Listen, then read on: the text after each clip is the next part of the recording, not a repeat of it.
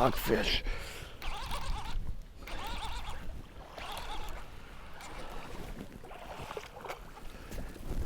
Just started fishing along this cattail edge. We're working towards some flowing water. That bass grabbed that quick off the surface. No real explosion, just a swipe at it. Barely hooked it, but we got it in the boat.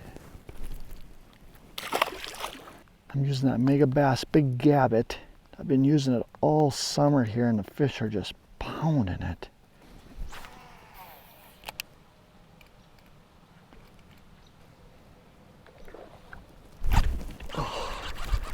Another fish. Oh. That was after I worked a little while. I was almost ready to reel in. Oh, it's a nice frogfish. It's got the Gabot somewhere inside its mouth.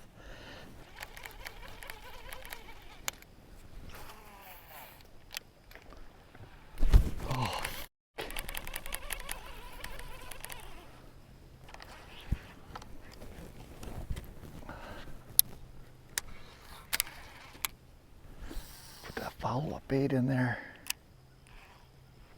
Oh, he came back and got it.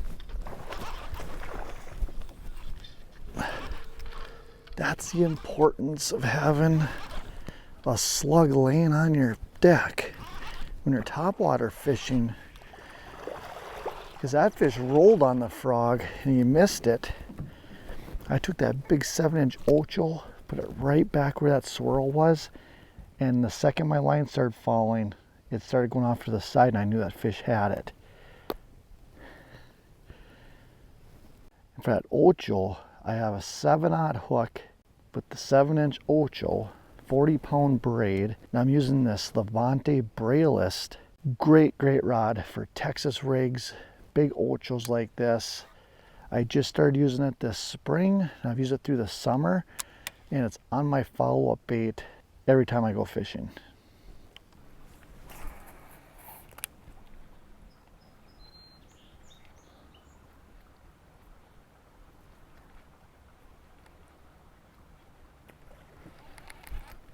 Oh, man, that was a nice fish there. Holy smokes. That thing just came up there and crushed it on top.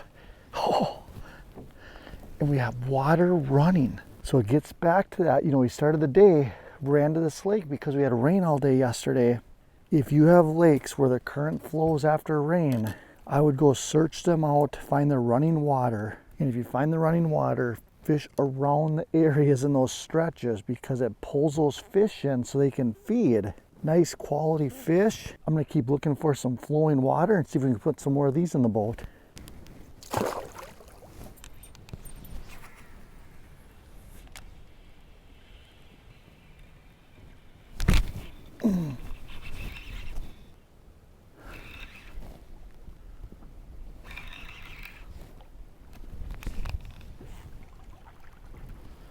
Oh, it's the right species. Look at that fish. Look at that fish. Tough bite.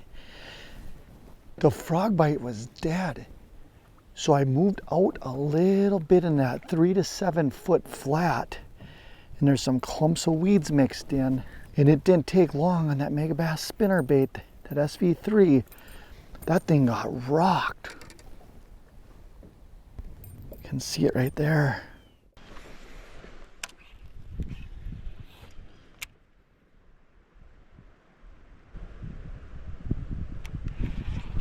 Oh. There we go. God, we missed that fish. I put the raptors down and held us here. Well, actually, I had it on a spinnerbait, and I threw the follow-up Ocho, and it didn't bite. But I think the fish actually followed to the boat closer. So when I brought this jig through there, it hit it.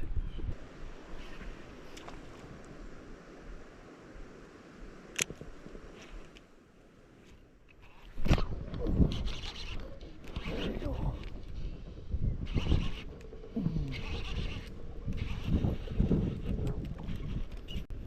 That Grassmaster has been a huge difference maker here on on this tough bite. Multiple nice quality fish when that bite was absolutely shut down. Here's a look at that 3/8 ounce Grassmaster. I have that assault bug and I trimmed a little bit off so it doesn't hang so far in the back, so when they grab it they have that hook in their mouth. 40-pound braid, Palomar knot, and I'm throwing on that FMJ Full Metal Jacket 7'3" jig rod in that Destroyer line from Megabass. Said it before, all season they absolutely hit a home run with this fishing rod. That old 7'1" model I still use on my lighter jigs, and it's a great rod, but that extra couple inches, I don't know what it is, but it's just magic.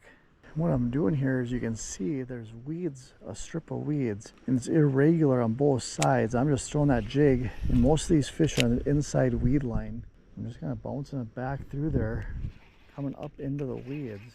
When a fish bites it, you know it because it absolutely thumps it, starts pulling on it. And if you start dragging into the weeds, you just kind of pop that rod, pop that jig out and let it fall back to the bottom. That violent ripping through the weeds and then falling back triggers them a lot of times.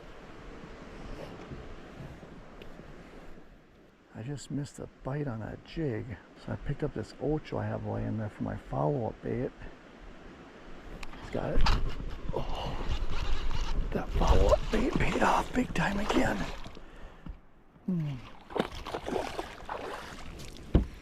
There. This fish whacked that jig, but it must have just bit the back half. That ocho sealed the deal on that thing. Right next to that piece of wood.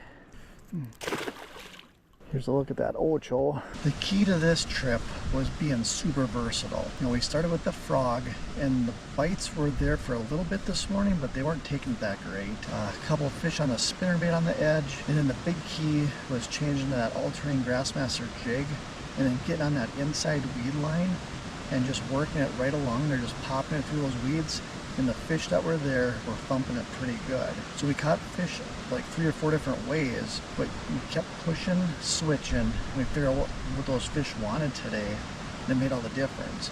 You know, our air tim went from 85 yesterday to 55 today, and it's about 60, 61 right now. Those fish were in shock a little bit, so slowing down, putting that jig in those clumps, that was key. And then you saw that follow-up bait with that ocho. That put 2 or 3 extra fish in the boat too that missed my other baits. If you like the content, please hit that subscribe button, the like button, and then check below the video in the description. I have links to all my products that we use today that'll take you there. It doesn't cost you any more, but it does help me out if you click and buy from those links. I appreciate it. Until next time, good luck on the water.